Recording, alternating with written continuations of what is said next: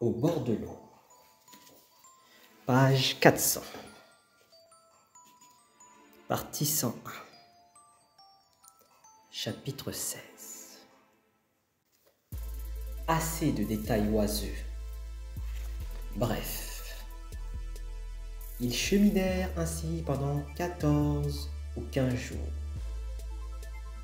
Alors, parmi les 14 hommes de l'escorte, on n'en eut pas trouvé un seul qui ne vouait à Yangzi une solide haine. Un jour, dans une auberge, levés au début de la matinée, ils durent battre le briquet et déjeuner bien tranquillement avant de repartir. C'était juste le 4e jour du 6e mois, et dès avant midi, le disque incandescent du soleil était impitoyable. Il n'y avait pas le moindre nuage au ciel. Et c'était vraiment une journée atrocement torride. La route à faire ce jour-là se trouvait n'être qu'un petit sentier escarpé à travers des défilés abrupts et solitaires. Au sud, des monts, au nord, des chênes. Et 11 soldats sous la férule de Yangzi. Quand ils eurent fait une bonne vingtaine de lits, tous les gardes n'eurent plus qu'une idée. Aller prendre le frais à l'ombre de quelques sauts. Mais Yangzi, sa trique à la main, les étriers rudement en criant « Plus vite! Plus vite! Vous avez eu toute la matinée pour vous reposer. » Tous levaient vers le ciel un regard épuisé.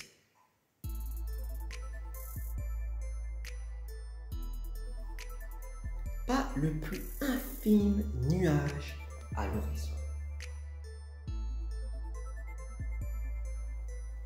Rien qu'une chaleur littéralement insupportable.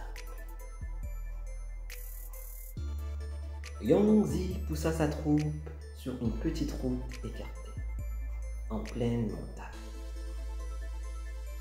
Or, le soleil était presque au zénith. Les pierres surchauffées brûlant les pieds, et personne ne pouvait plus faire un pas.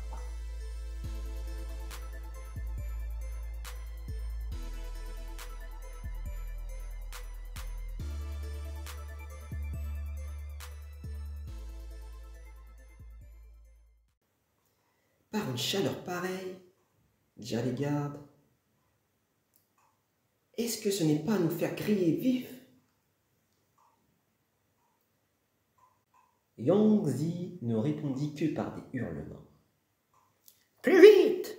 Pressons! Quand nous serons arrivés sur l'autre versant de cette crête, nous verrons.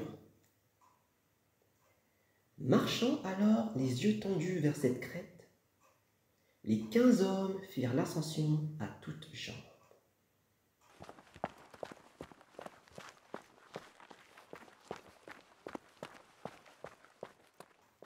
Au sommet, les 11 gardes déposèrent leurs palanches et allèrent d'un seul mouvement s'affaler à l'ombre des pins.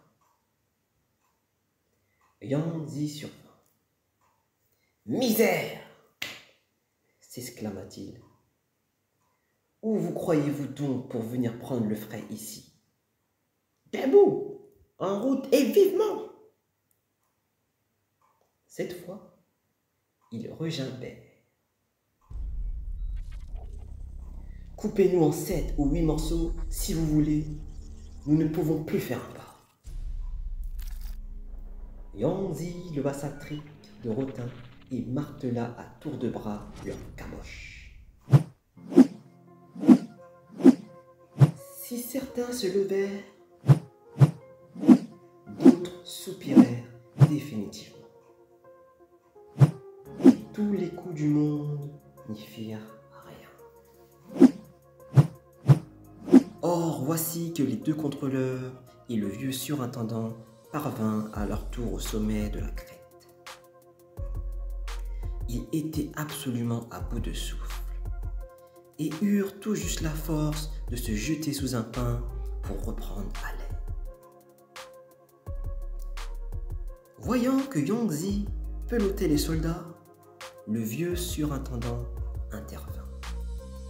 « Officier régisseur, dit-il, il est véritablement impossible de marcher par cette chaleur. Ne leur tenez pas rigueur. » Surintendant, répondit Yangzi, vous ignorez une chose, c'est que nous sommes au beau milieu d'un nid de brigands. L'endroit s'appelle le monde bouge jaune. Normalement, en temps de paix, les routiers ne craignent pas d'y transquider les voyageurs en plein jour. Alors, dans la situation actuelle, qui oserait faire halte ici? Mais à ces mots, les deux contrôleurs rétorquèrent. Voilà bon nombre de fois que nous entendons ce refrain. On dirait que votre langue ne vous sert qu'à effrayer les gens. Le surintendant reprit. Arrêtons-nous un moment et laissons ces hommes se reposer un peu. Nous nous remettrons en route un peu après-midi. Que vous ensemble.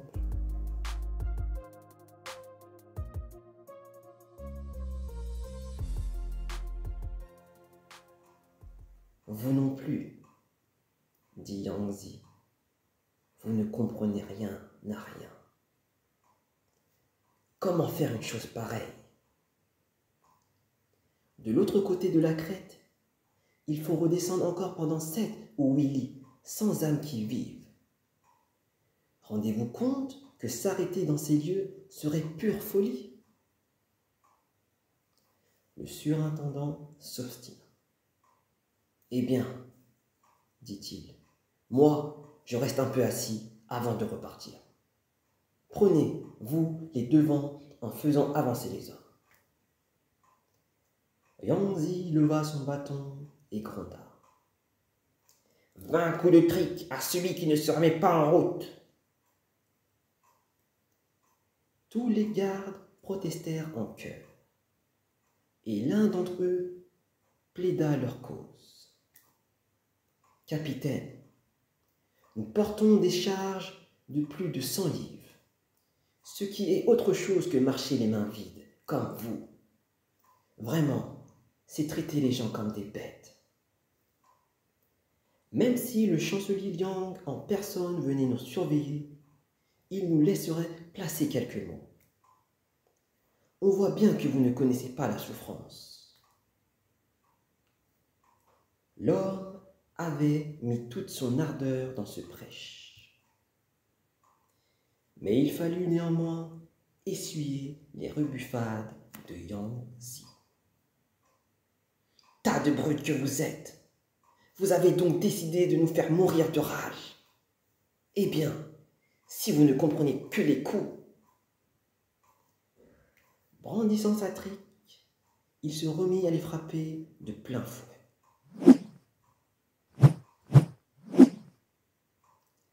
Capitaine Yang, cria le vieux surintendant, arrêtez. Écoutez ce que j'ai à vous dire. Quand j'étais à la capitale orientale, en tant que mari d'une nourrice de la maison du grand précepteur, combien de milliers et de myriades de militaires n'ai-je pas vu, qui ne cherchaient qu'à me complaire et me donnaient du oui, oui, oui. Soit dit, sans méchanceté, vous n'êtes tout bien pesé qu'un soldat qui a frisé la mort et ne doit qu'à la miséricorde de son excellence d'avoir été promu au rang de capitaine. Infime fonction. Guère moins insignifiante qu'un grain de moutarde. Qu'est-ce qui vous rend donc si arrogant? sans même parler du fait que je suis un vieux surintendant de la maison de son Excellence. Disons que si je n'étais même qu'un croquant chargé d'encre, vous devriez me laisser vous faire entendre raison. Vous passez votre temps à battre ces gens. Que signifie cette attitude? Surintendant, répondit Yangtze, vous êtes sans conteste un citadin. Vous avez passé votre vie à la résidence. Comment pourriez-vous savoir les 1000 dangers et les 10 000 périls des grandes routes? J'ai pourtant voyagé au Sichuan, au Guangdong et au Guangzhou, mais nulle part je n'ai vu un vantard de votre acabit. En tout cas, nous sommes loin d'être en période de paix. Vous devez le savoir. Dire cela mérite qu'on vous tranche la bouche et vous coupe la langue. Comment? Vous prétendez qu'en ces jours, la paix ne règne pas sous le ciel? Profanation. Note. Dire que l'on n'est pas en période de paix revient à prétendre que le gouvernement du moment est mauvais et que les ministres ne valent rien. Ce qui n'a jamais été laissé impuni. Fin de note. Dire cela mérite qu'on vous tranche la bouche et vous coupe la langue. Comment? Vous prétendez qu'en ces jours, la paix ne règne pas sous le ciel? Profanation. Yangtze s'apprêtait à lui répondre quand il remarqua en face, à l'ombre des pins, un individu qui les observait de loin, tête pointée et col tendu.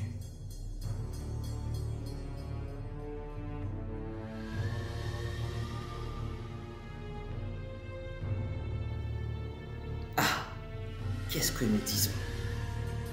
Est-ce qu'il n'y aurait pas un malandrin dans les parages? Il jeta sa trique de rotin et son braquemar à la main courut jusqu'au pied en criant: Animal, tu ne manques pas d'audace! Tu oses venir voir ce que nous transportons? Il pénétra plus avant sous les pins et eut la surprise de découvrir cette carriole de Yangtze, bien alignée, et 6 hommes en purette qui prenaient le feu. L'un dont les tempes étaient marquées d'une cicatrice couleur de cinabre tenait un sabre.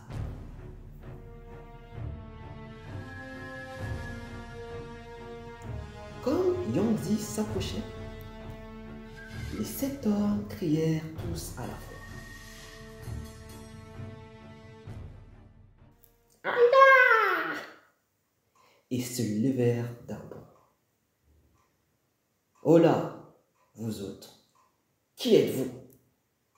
Lança Yangtze. Et toi-même, qui es-tu? Est-ce que vous ne seriez pas des malandrins par hasard?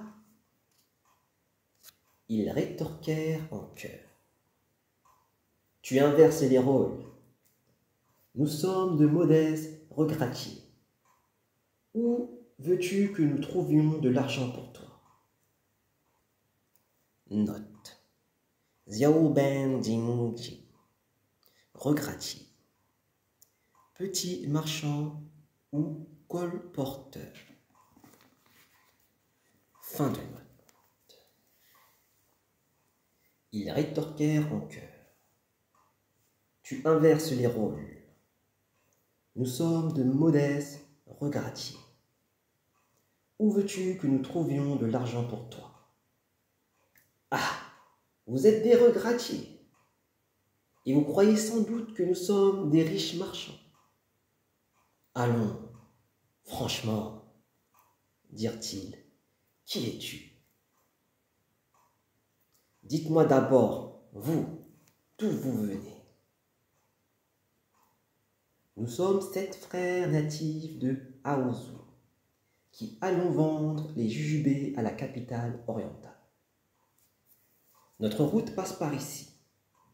Mais bien des gens nous ont prévenus qu'en ces lieux, dans le monde des bouts jaunes, il arrive fréquemment que des routiers rançonnent et dévalisent les voyageurs et marchands. Chemin faisant, nous nous sommes dit que, tous les 7, nous n'avions qu'un méchant chargement de gingembre et nulle autre marchandise de valeur. Alors, nous avons traversé ce monde sans hésiter.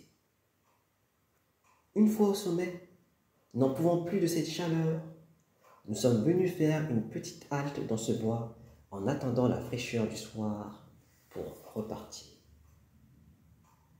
Alors, nous avons entendu des gens gravir la montagne et craignant de voir arriver des malandrins, nous avons dit à notre frère de sortir voir de quoi il retournait. C'est donc cela. Vous êtes vous aussi de simples voyageurs. Tout à l'heure, en le voyant aux aguets et craignant un malandrin, nous l'avons poursuivi pour inspecter un peu les parages. Eh bien, voyageurs, acceptez quelques jujubés. Il n'est pas nécessaire, dit froidement Yangzi, qui, son braquemar à la main, s'en revint à ses précieux chargements. Le surintendant, toujours assis, proposa.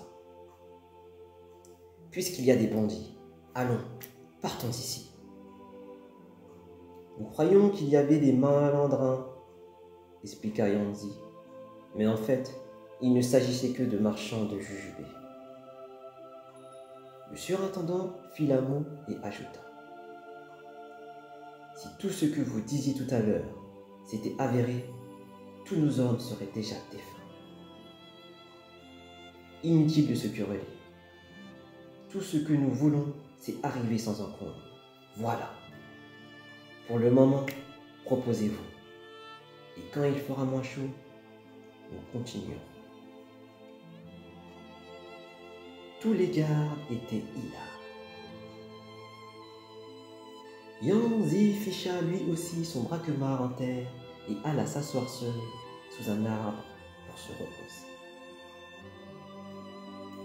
Avant que se fût écoulé le temps de manger un demi-bol de riz, voici qu'apparut au loin un homme qui portait 2 selles suspendues à une palanche et gravissait la pente en chantant. Et sa chanson disait: le soleil de feu au rayon, de flammes nous lèche, pousse de riz au sillon, sur pied se dessèche. Gens de haut parage remuent l'éventail, paysans en rage et vont au travail. Tout en chantant, l'homme parvint au haut de la crête, alla déposer son fardeau dans le bois de pin et s'assit pour jouir de la fraîcheur de l'ombre. Les gardes, intrigués, lui demandèrent: « Qu'est-ce qu'il y a dans tes selles ?»« Du vin blanc, » dit l'homme. « Où le portes-tu comme ça ?»« Au village pour le vendre. »« Combien la seille ?»« 5 ligatures de sapèque, tout juste. » Les gardes tinrent conseil. « Nous mourrons de chaleur et de soif. Pourquoi ne pas lui en acheter un peu? Ça nous ferait un grand bien. »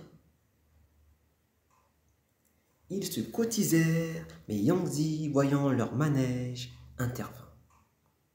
« Qu'est-ce que vous faites encore ?» cria-t-il. « On achète quelques bols de vin. » Yangzi empoigna son sabre par la lame et se mit à les frapper du manche en les insultant. « Nous ne vous avons donc pas assez mis en garde que vous vouliez sans réfléchir acheter du vin et boire n'importe quoi? Quel aplomb, ma parole !» Ils protestèrent. « On ne fait rien de mal. et vous venez nous chercher des noises. Fichtre, nous sommes en train de nous cotiser pour acheter un peu de vin. Est-ce votre affaire? Battre ainsi les gens à tout propos? Foutu croquant, hurla Yangtze. Tête sans cervelle que vous êtes, vous ne pensez qu'à vous empiffrer, sans la moindre idée des périls et des dangers de toutes sortes qui nous menacent sur cette grande route.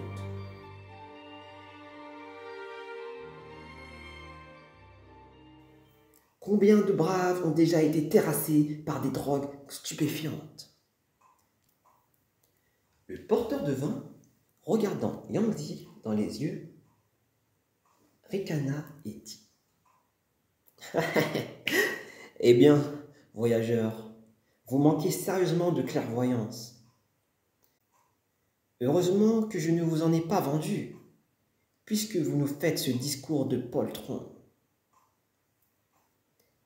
Tandis que cette entre-mangerie avait lieu à l'ombre des pins, les vendeurs de gingeol sortirent du bois, l'épée à la main, et s'approchèrent en disant: Qu'avez-vous à vous disputer, vous autres? Le porteur de vin expliqua: